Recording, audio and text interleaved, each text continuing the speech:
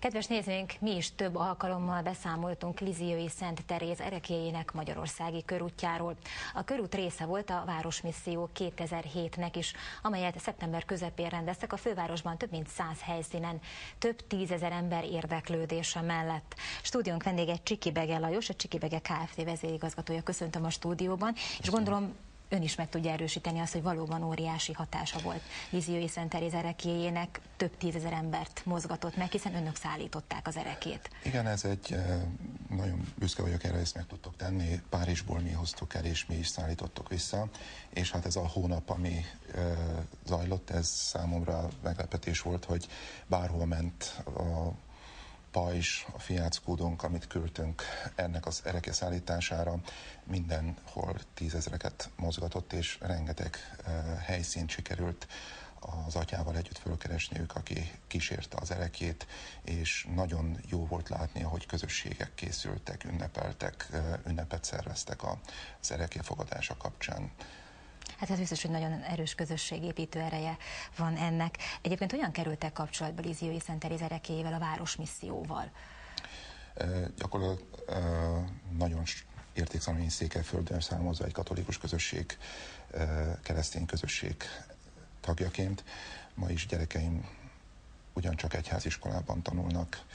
Látom, értékelem azt, hogy egy egyre jobban szétesőben lévő nemzet értékeit azért nem árt, hogyha valamilyen értékekhez tudunk kapaszkodni, és hát a keresztény értékek egyértelműen ez, én azt gondolom, hogy erre áldozni, és ez az ötlet, amikor fölmerült és a felkérést megkaptam, azonnal igent mondtam, és ezt a költséget bevállalva, ezt az utat megszervezve sikerült egy eredményes, úgy gondolom, hogy tartalmas rendezvény sorozatot létrehozni. Egyébként nem tudom, hogy mennyire könnyű vagy nehéz erre a kérdésre válaszolni, de önt, mint magánembert, mint üzletembert kérdezem, hiszen a Városmisszió jelentőségéről, üzenetéről az egyház képviselőivel beszélgettünk már itt a Hír TV stúdióban, de ön hogy látja, mi lehet Lisieux-i Szent Teréz ereklyéjének az üzenete a mai ember számára itt Magyarországon, a jelenlegi helyzetben? Hát ugye tudni róla, hogy fiatalon halt meg, de attól függetlenül az élet értékrendje, amit adott, és fiatalok, gyerekek, betegek számára egyaránt egy nagyon komoly érték. Most ezt nem vitatva, ahogy mondtam az előbb is, az számomra egy nagy érték, hogyha a közösségeket bármilyen formában, de Magyarországon össze lehet hozni, és valahol lehet valamilyen értékekben kapaszkodni.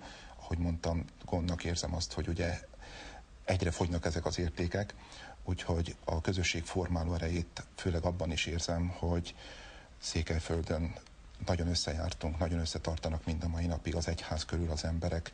Igazából magam is nagyon sokat minisztráltam, és soha rosszat nem tanultam a papjaimtól, tanáraimtól.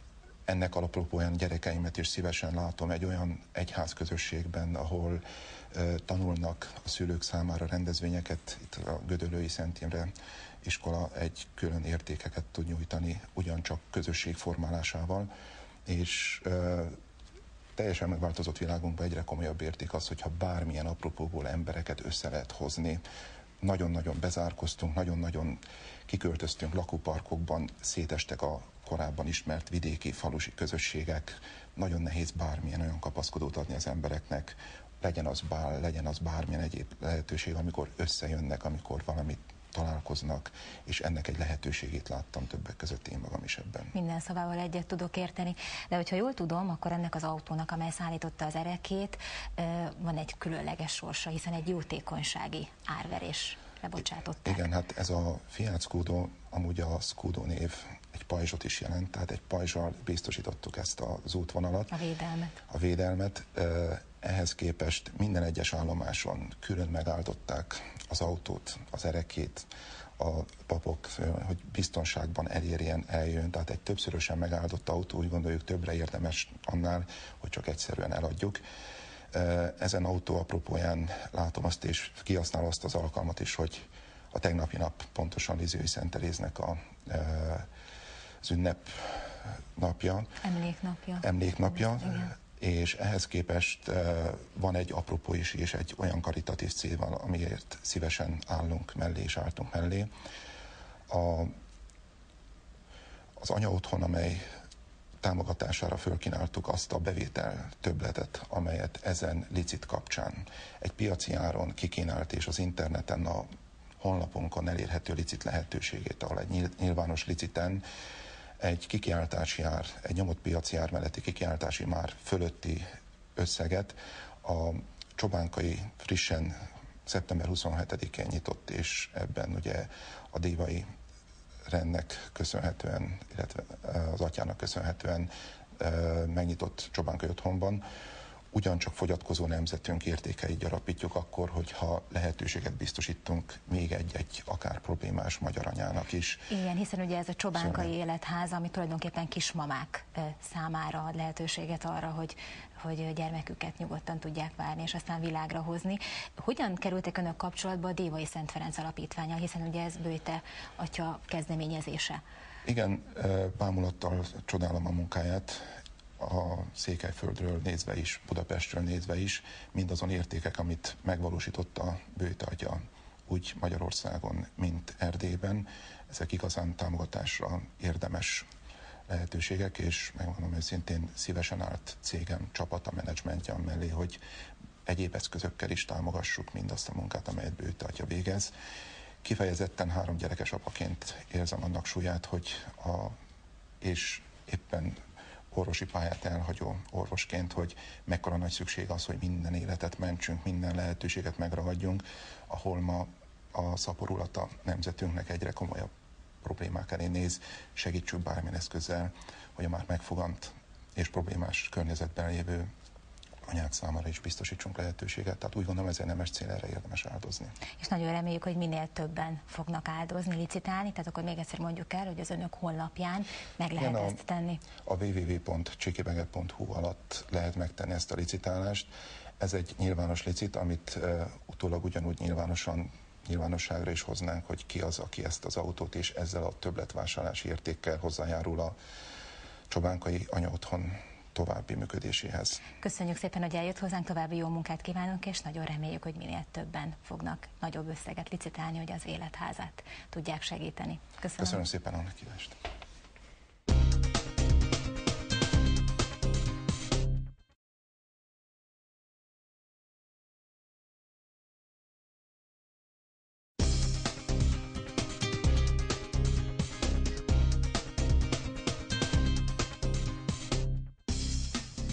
Köszöntöm Önöket december 5-én, ez a Paletta.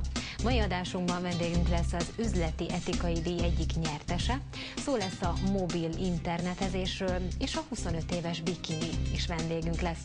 Tartsanak ezúttal is velünk!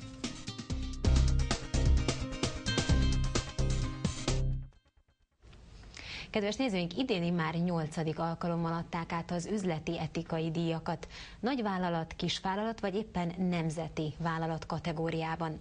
Az egyik díjazott cég képviselője, tulajdonosa, Csikibege Lajos a vendégünk. Köszöntöm a stúdióban.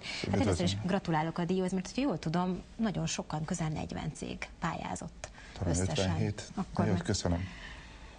Köszönöm. Mit jelent az üzleti etika egy cég, egy vállalat számára? Ha könnyű megfogalmazni, vagy tenni, cselekedni, könnyebb, mint beszélni róla?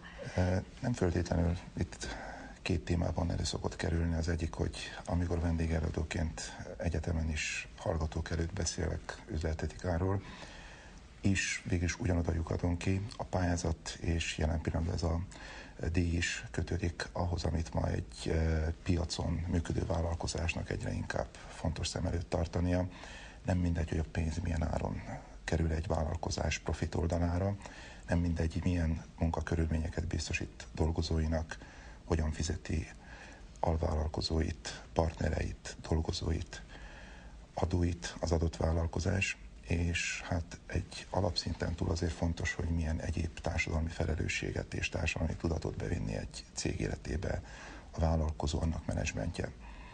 Ami itt fontos, hogy cégcsoportomban évek óta elég komoly energiát fektettünk abba, hogy minőségügyi irányítási rendszerrel, környezetirányítási rendszerrel rendelkezünk, elég komoly értékrendek alapján élünk, és hát ezek egyik része Csak szóval ezt nagyon jó hallani, és ez valóban nagyon fontos, amikről ön beszél, de vajon mennyire van ennek kultúrája általában a cégek, a nagyvállalatok, vagy akár a kis és középvállalkozások körében, hogy önök nagyon sok kisvállalkozóval is kapcsolatban vannak, tehát mennyire általános azért ez a gyakorlat ma Magyarországon, vagy van még mit fejlődnünk ebben, ön hogy látja?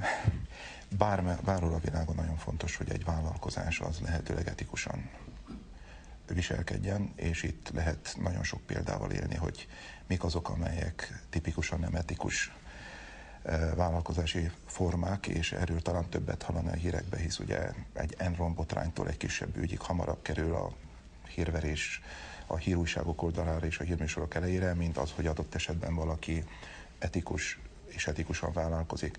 Én azt gondolom, ez egy nagy érték, és egy társadalomban szükség van arra, hogy a vállalkozások és a piac saját szabályai szerint is lehetőleg etikusan vállalkozzanak, és itt, ha sok minden elemet veszek előtérben, akkor érinthet ez a korrupciótól, az adófizetési moráltól, az alkalmazotti, a fizetési fegyelem, és nagyon sok olyan tétel, ami egy vállalkozás számára fontos, és nagyon sok olyan területre mélyülhetnénk egy vállalkozás életében, amelyről nyugodtan föl lehet tenni bármikor, hogy most éppen a vállalkozás etikusan, avagy nem etikusan viselkedik a piacon. És nyilván hát az az ideális, hogyha azért a profit érdek elé helyezik ezeket a nagyon fontos értékeket. Ugye itt nagyon nehéz megtalálni azt az egyensúlyt, amikor egy vállalkozásról van szó. Egyébként, ahogy ugye említettük, több kategóriában adtak át díjakat. Önök a nemzeti vállalat kategóriában nyertek. Ez mit jelent pontosan? Hát a Csiki-Bege cégcsoport én is egyre inkább meglepve látom, de azért túlnőtt bizonyos dimenziókat. Ugye ma 3 területen, szakmai területen dolgozik a cégcsoport. Az autóiról ismert és az autószolgáltatások, egyre erőteljesebb eredményeket érünk el az ingatlanfejlesztésben és az egészségügyben vagyunk jelen. Úgy alkalmazotti létszámunk, mint a cég árbevétele egyre inkább ebben a kategóriába sorolja a cégcsoportot. Most már 14 éve aktív a cégcsoport, és elég dinamikusan nő nap, mint nap. Ezt a megtisztelő címet most már megkaptuk egy ideje. Egyébként azt olvastam a tájékoztatóban, hogy az etikusan működő vállalat jellemzője kell, hogy legyen, és most már egyre inkább gyakorlat az, hogy bizony az a bizonyos cég vagy vállalat megpróbálja a klímaváltozás hatásainak csökkentése érdekében mondjuk átalakítani a termékeit, a szolgáltatásait, és egyébként, írja a tájékoztató, ez az elvárás mondjuk néhány évvel ezelőtt még nem lehetett általános. Most viszont már egy céggel szemben, egy etikusan működő céggel szemben elvárását, és ezt azért is kérdezem, mert tudom, hogy önök nagyon élen járnak ezen a területen, igen. Ugye? Ez nagyon jó, amikor valamire az ember belekezd, és nem föltétlenül mondjuk jogszabályok vagy elvárások szerint. Ez egy belső késztetés volt, és talán egy kicsit ez a sokszor visszatérő székelyföldi neveltetésemnek is okán, ahol hát azért megtanultunk a jéghátán is megélni, energiatakarékosan élni, a villanyt magunk után leoltani, a keveset is beosztani, és hát azt gondolom, ezt egy picit a neveltetésünkkel együtt hoztuk magunkkal, hogy azért ma egy vállalkozás szintjén, amikor egy cégvezetőnek nagyon egyszerű dolga van, bevételeit kell növelni és a költségeit csökkenteni, azaz fogni egy vállalkozás leegyszerűsítve ennyi. Nem mindegy milyen áron, és itt az energiaköltségek az elmúlt években egyre drasztikusabban emelkednek, és fognak emelkedni. Sok évvel ezelőtt, már 93-ban büszke voltam arra, amikor a saját családi házam fűtésszámlája, gázszámlája fele akkora volt, mint a fele akkora szomszéd háznak. Bocsánat, hogy félbeszakítom, de igaz az a, nem tudom, legenda önökről, mert valahol olvastam, hogy például az Óbudán működő autóplázáiknak a gázszámlája kevesebb, mint mondjuk egy átlagos családi háznak a gázszámlája? Pontosítanék. Mert ez egy igazán példamutató eljárás. Az nem volna nehéz, ugyanis a Csiki-Bege teherautók az M3-ason igaz, hogy ott csak gázzal fűtünk, és egy átlagos családi ház fűtésszámlájával bír egy 1500 négyzetméteres épület. Ezt 99-ben fejlesztettük, ezt az ingatlant. Ez egy elég komoly eredmény. Az autópláza azért képes erre adott esetben, mert zöld energiákkal és hőszivattyúval dolgozik. Ehhez csak kiegészítőként, biztonságként használja a gázt, és itt egy 19 000 négyzetméter valóban ma képes arra, hogy egyetlen köbméter gázégetése nélkül is képes zölden működni, azaz nincs szén-dioxid emisszió, nem járul hozzá a felmelegedéshez.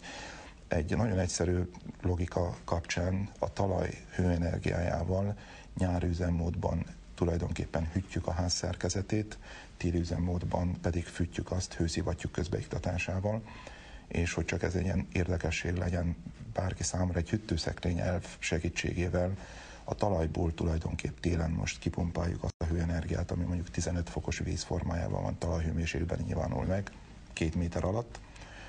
Ebből tudunk előállítani akár 60 fokos melegvizet, viszont van egy nagyon fontos haszon, amikor ezt nyáron tesszük, akkor az épület szerkezeteit miközben hűtjük és klimatizáljuk, mellékesen előállítjuk azt a melegvizet, amit használati melegvízként mondjuk a fitness-wellness részlegünkben hasznosítunk. Igen, ilyen egyszerűen hangzik, és nagyon jó lenne, hogyha mi mindannyian emberek ennyire környezettudatosak lennénk, talán kevésbé kellene félnünk a klímaváltozás hatásaitól, úgyhogy ez mindenképpen példamutató. Egy picit röviden beszéljünk a jövőről.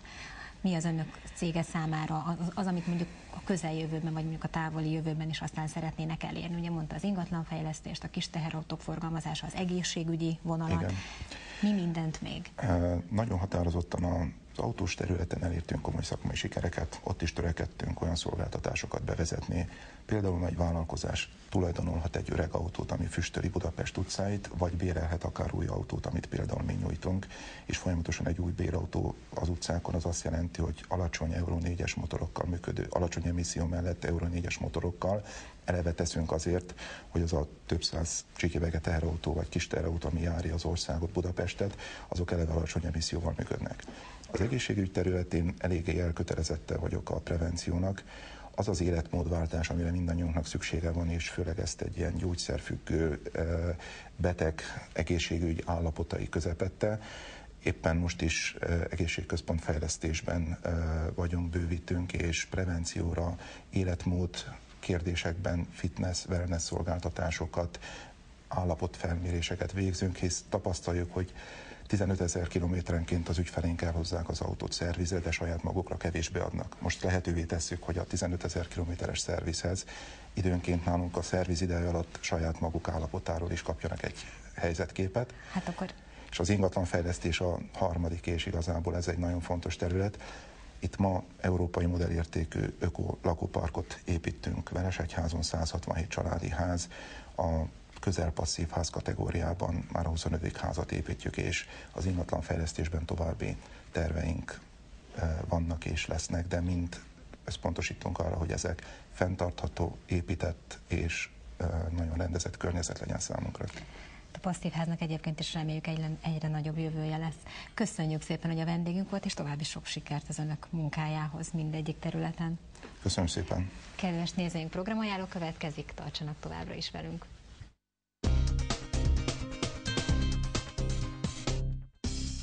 Az első ízben a Millenáris Teátrumban ma este megrendezésre kerülő Jazz Jump Showcase Fesztivál során a Liszt Ferenc Zeneművészeti Egyetem jazz tanszakának legtehetségesebb formációival találkozhatunk egy egész estés koncertfolyam keretében. A gospel fenoménjai összetéveszthetetlen hangzásukkal hódították meg Európa fővárosait.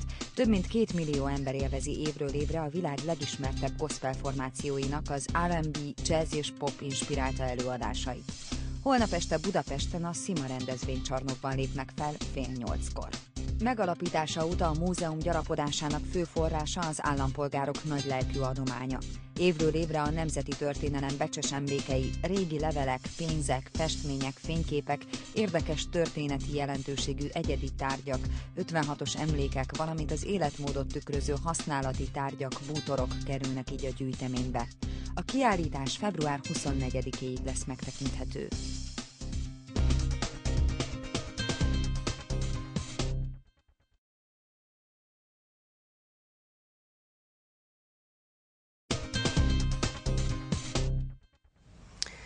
Green Expo, vagy Lásd zöldben a világot, ez a mottója annak a környezetvédelmi kiállításnak és vásárnak, amelyet második alkalommal rendeznek meg hazánkban. A Hírtelevízió stúdiójának vendégei pedig Fülöp Judit főszervező és Csiki Bege Lajos ügyvezető. Köszöntöm Önöket.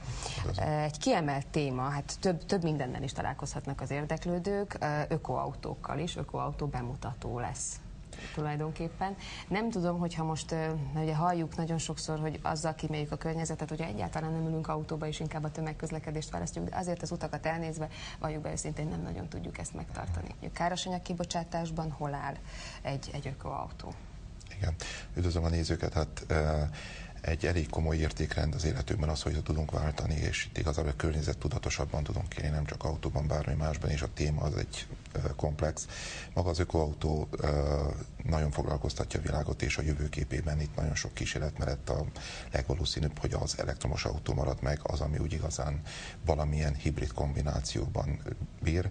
Viszont ökológiailag ma azt tudom mondani, hogy mai adottságainkkal, mint ahogy mondjuk az ingatlanban a passzív ház is egy olyan ideál, amit el szeretnénk érni, az autózásban egyre inkább cél, hogy olyan minőségi autógyártás, motorgyártás történjen, ahol az emissziók és a káros anyagok, ami mondjuk az autók újrahasznosítása révén újrahasznosítható legyen minimális. Tehát minimális káros anyagkibocsátás, az autógyártás során felhasznált anyagok minél nagyobb mértékben legyenek újrahasznosíthatóak. Ezért most nem kifejezetten arról beszélünk, hogy netán egy autó most még nem tartunk ott, hogy kizárólag vízközt lássunk a kipufogócsövön kijönni, de egyre inkább tartunk ebbe az irányba. Nyilván ehhez új technológiák kellenek, fejlesztések, igen. És hát tőke is. Igen, mondjuk ezt egy nagyon fontos dolog, és látni azt, hogy a hibrid autó technológiák, elektromos autók, de leginkább az, hogy az energiafogyasztás, vagy a fosszilis energiafogyasztás érdekében ma 3 liter körüli autók, amit például mi magunk is forgalmazunk, mit jelentenek.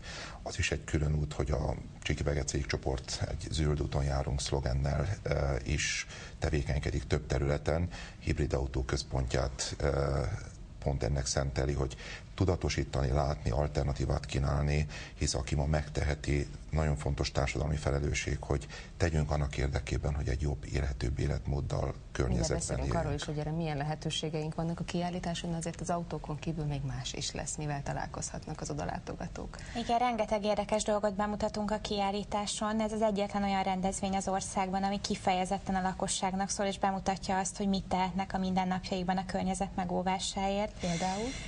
Például egy olyan csapadékvízhasznosító, ami a csapadékvízből ivóvizet csinál, vagy például olyan vízszűkítő berendezések, ami kevesebb vizet tesz lehetővé, kevesebb vízfogyasztását teszi lehetővé a mindennapokban, otthoni szelektív hulladékgyűjtő kukák, passzív ház technológiákkal nagyon sokat foglalkozik a kiállítás, tehát ez idén az egyik kiemelt téma. Ugye ez elsősorban napkollektoros, napelemes rendszereket jelent, hőszivattyú rendszert, és ahogy már említette, az ökoautó bemutató a másik kiemelt tematikánk idején. Ezekkel az a nagy probléma szokott lenni, hogy jó elgondolás, jó terv, de hát ugye drágábbak. Ez a legjogosabb kérdés, mindenki ezt teszi a leghamarabb.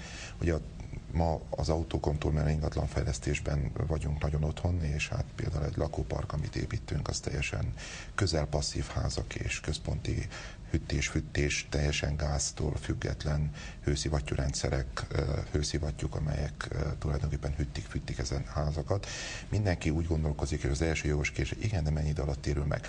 Szeretnék elosztatni néhány tévitet. Az a baj, hogy az, amit ma megtehetünk annak érdekében, hogy a jövő házai, vagy a jövő hogyan alakul, az sosem lehet elég drága. Egy nagyon érdekes kérdés, és gyakorlati példákkal tudom mondani. 2000 házonban egy passzív egészségközpontot építünk. Mindenki azt kérdezte, igen, de hogy mennyi idő alatt térül meg. Egyenesen, arányosan úgy, ahogy mondjuk az energiatartalékaink csökkennek, és az árak drasztikusan emelkednek. Ha valaki megnézi, hogy csak 2003 óta, hogy itt van egy 19 000 négyzetméteres autóplázánk, erről is többször volt szó. Ma Magyarország legnagyobb ilyen típusú zöld energiával hűtött háza.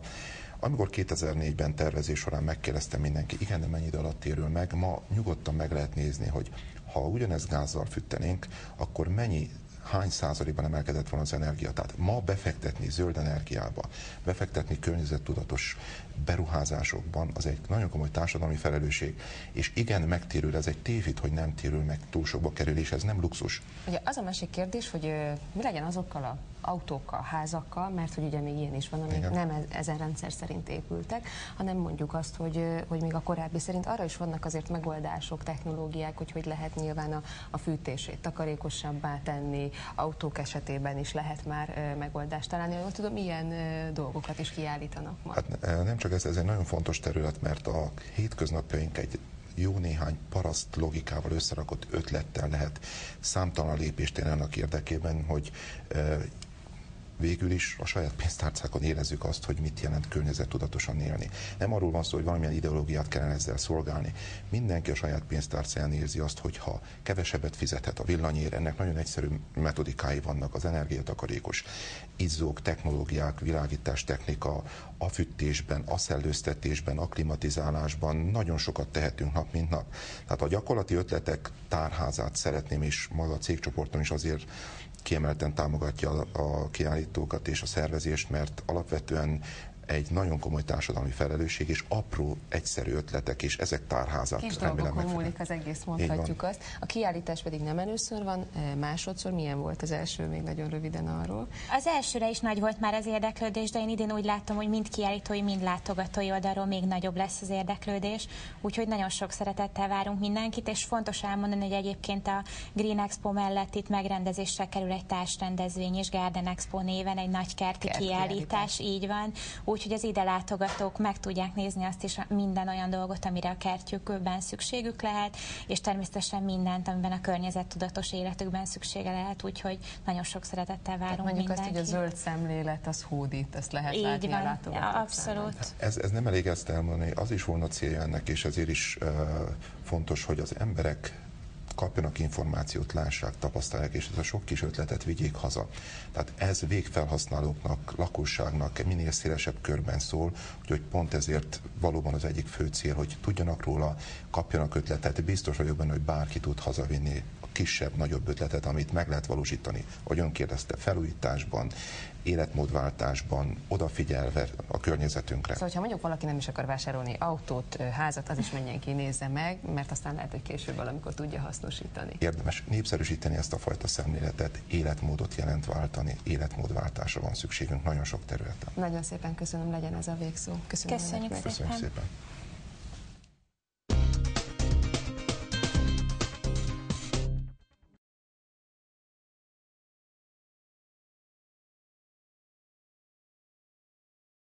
Az ingatlanpiac szakmai partnere az Arex FM ingatlan hasznosító Kft.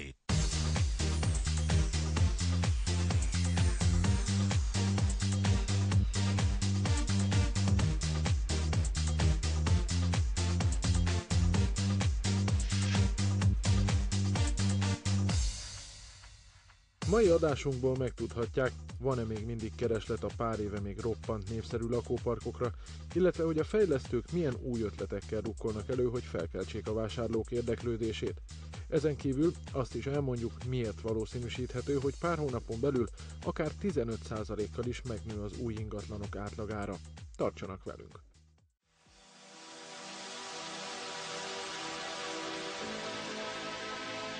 Akik figyelemmel kísérik az ingatlanpiac történéseit, azok bizonyára már sokszor és sok helyen hallották vagy olvasták, hogy az utóbbi években visszaesett a lakóparkok iránti kereslet. Az 5-10 éve még roppant népszerű lakóközösségi formát ma már nem kedvelik az emberek. A lakóparkok zöld területei, gondozott pázsitjai, játszóterei, sportpályái ma már olyan kompromisszumot követelnek a vevők részéről, amelyet már nem igazán tudnak, vagy nem igazán akarnak megfizetni. Igazából a dolog ott romlott el, amikor a túl magas közös költségek miatt visszaesett ezeknek a parkoknak a népszerűség az átlagvevők körében. Most már inkább a pénzesebb prémium vevők irányába fejlesznek, ugye kell uszoda, szauna, konditerem, esetleg egy kisbolt, külön kiszolgáló egység, takarító személyzet. Ezeknek lesz a közeljövőben élénkebb piaca, úgy gondolom. Vannak azonban olyan beruházók is, akik a trend ellenére mégis a lakóparkban látnak fantáziát. Azt a szakértők is elismerik, hogy jó ötletekkel, újszerű megoldásokkal és jó minőséggel vonzóvá lehet tenni egy lakóparkot még ma is. A legfontosabb az, hogy csend legyen és messze legyenek a szomszédok, ez most már egyre inkább tetten érhető a kereseti preferenciákban. Aki 50 millió forintért vesz lakás, az nehezen tolerálja azt, hogyha mondjuk a szomszédból áthaladszik este a tévé. Tehát a privát szféra biztosítása vagy védelme mindennél fontosabb. A másik örökzöld az a zöld terület, és hát a harmadik valóban azok a kényelmi szolgáltatások, amelyek ugye luxus körülményekké teszik ezt a lakópark életet, ugye uszoda az általában alap, és hát a biztonsági személyzet, ami szintén nagyon fontos. Veresegyházán találunk egy olyan lakóparkot, amely egészen egyedi megoldásokkal vonzza az új otthonra vágyókat. Ez az ingatlan beruházás kifejezetten az új természetes vagy ökoházak divatját próbálja meg kihasználni. Úgy tűnik, nem is sikertelenül. Ez kifejezetten egy vidéki környezetben azt a zöldet és azt a bereg hangulatot jellemző zöld, élhető, egészséges, természetközeli állapotokat egy organikus építészettel, természetközeli anyagokkal, megépített szolgáltatásokkal tarkított családi házak, amely tulajdonképpen mindannyiunk vágya, és azt tapasztaljuk, azt látjuk, hogy az elmúlt években tömegesen jönnek ki panellakásokból Budapestről, a budapesti levegőtől menekülve, itt a szélcsatorna, a Budapest környéki tiszta szélcsatorna, légcsatorna közelébe emberek. Maga a település, Veresegyház is vonzó, hiszen infrastruktúrája a legjobbak közé tartozik az agglomerációban. Természetesen a lakópark környéke is kifejezetten igényes, hiszen parkosítják a házak előtti utcarészeket is. Ez azonban sok embernek akár gondot is jelenthet, mert aki késő estig dolgozik, az nem biztos, hogy munka után vagy hétvégén fűnyírással, metszéssel, gazolással szeretné tölteni kevés szabad idejét. Ma már egy lakóparknak erre is megoldást kell találnia, ráadásul aránylag olcsó áron. A karbantartáshoz rendszeresítünk igény szerint hóeltakarításhoz télen szolgáltatást csatolunk, a bármilyen egyéb karbantartás, kertészeti vagy lakáskarbantartáshoz beleértve takarítás, bevásárlás lesznek központi szolgáltatásaink. Azon túlmenően, hogy a lakók számára a központi szolgáltatásokat wellness, spa szolgáltatásokkal tarkítjuk, szauna, gőzfürdő, közösségi szolgáltatóterek, akár egy rendezvény megszervezéséhez közös terem, kis kávézó, alapszolgáltatások, gyerekmegőrzés, de akár a kutya, macska szállodától kezdve több olyan gondolat van, amire szolgáltatást szeretnénk tudni nyújtani, ha mondjuk elutazunk, elmegyünk. Persze egy szép házat sokszor a betörők is kinéznek maguknak, így ma már szinte kötelező, hogy minden új ingatlanban legyen minimum riasztó, vagy inkább távfelügyeleti szolgáltatás. Ezt a Veresegyházi lakóparkban úgynevezett csendes riasztórendszerrel oldották meg. Ez azt jelenti, hogy a riasztó betöréskor nem szólal meg, hanem csak a távfelügyeletet végző őröknek jelez. Ez azért is jó, mert így az éjszaka közepén a visító riasztó nem ébreszti fel az egész környéket. Ugyanakkor viszont a betörők is azt hiszik, hogy nem működik a riasztó, így nyugodtan gyűjthetik be a lakók értékeit. Amíg azonban pakolnak, az őrök pillanatok alatt megérkeznek az érintett házhoz. A növények egyébként nem csak a telekhatáron kívül játszanak fontos szerepet az új, modern lakóparkok esetében, hanem azon belül is, hiszen általában pont ez az egyik legfőbb vonzerejük. A lakóparkok többségében közös zöld terek vannak, vagyis csak a lakótársakkal közösen használhatják ezeket a tulajdonosok. Veresegyházán ez is másképp van. A kert valahol legyen egy nappalinak a meghosszabbítása, amire törekedtünk itt a szó fizikai értelmében is, hogy a kinyitott nappali nyáron legyen a kert része ennek a háznak. Az előnevelt növények, a játszótér, a kutyakenel, a garázsban tárolt szerszámok, a kerti gondozáshoz egy fűnyírótól, egy kerékpártól, egy gyerekjátékig bárminek legyen a lakáson kívül helye. Ebben a lakóparkban a garázsok a házaktól pár méterre, az utcafronton találhatóak, hogy ne a házaktól vegyenek el területet. Ugyanakkor úgy lettek kialakítva, hogy egy gyermekkerékpár, egy fűnyíró vagy bármilyen más szerszám elhelyezése ne jelentsen gondot. Ezek után nem meglepő, hogy a házak elhelyezkedése is egyedi. Ma Magyarországon, amikor egy családi házat építünk, akkor vagy sorházasan építjük, vagy úszótelken, úszó családi házzal rendelkező körbekertek, előkert, hátsókert, oldalkert, udvar, és tulajdonképpen beszűkítettük a magunkat egy családi ház révén kerítések közé. Itt, ha megnézzük, törekedtünk arra, hogy a kerítések tulajdonképpen a macskát, kutyát bent tartsák, de lehetőleg növényekkel, zöld falakat, támfalakat építettünk, és próbáltuk azt, hogy egy élhető környezetben ne egy bezártság érzéssel legyünk. Ami érdekes, hogy a telek sarkába helyeztük el a házakat, 4 szomszéd családi házat összeforgattuk úgy, hogy egymást melegítik. Ez energetikailag egy nagyon fontos adottság, hisz így eleve 2 fala a családi háznak nem hűl, nem melegszik föl. Azonban nem ez az egyetlen megoldás, aminek köszönhetően az itt lakók csökkenteni tudják rezsiköltségeiket. Ebben a lakóparkban ugyanis nincsenek kazánok, nincsenek radiátorok, ennek megfelelően adott esetben gázszámlát sem kell fizetni. Egyetlen fűtőtest, egyetlen klimatizálási berendezés sincs a házakban, mégis ezek házak nagyon komoly komforttal bírnak. Itt az épületek szerkezeteit hűtjük, ráadásként mindezt zöld energiákkal, hőszivattyúk segítségével, és ami még nagyobb kuriózum, hogy ezt egy ilyen központi rendszerrel, ami azt jelenti, hogy úgy gazdaságosabb, hogyha az a talajszondák, amelyek révén a föld melegét téli üzemben kipumpáljuk és a házakba bepumpáljuk, ezzel fűtve a lakásokat hőszivattyúk segítségével, nyáron fordítva hűtjük a lakások szerkezetét. Egy központi rendszer révén hőszivattyúinkkal egy nagyon energiatakarékos megoldást tudunk alkalmazni, ami azt jelenti, hogy az épületek szerkezeteit miközben hűtjük, ezzel az energiával, amit kiveszünk az épületek szerkezeteiből, fűtjük a használati melegvizet, amit központilag szolgáltatunk. Ráadásul a házat egész nap szellőztetik egy speciális rendszeren keresztül, amely hűti vagy fűti a levegőt is, vagyis télen például friss, de nem hideg levegő kerül be a lakásba. A bútorok egy része is igen egyedi, hiszen van olyan szekrény, ami térelválasztóként lett beszerelve fal helyett. Egyik felébe a tévét lehet tenni, a másik pedig beépített szekrény.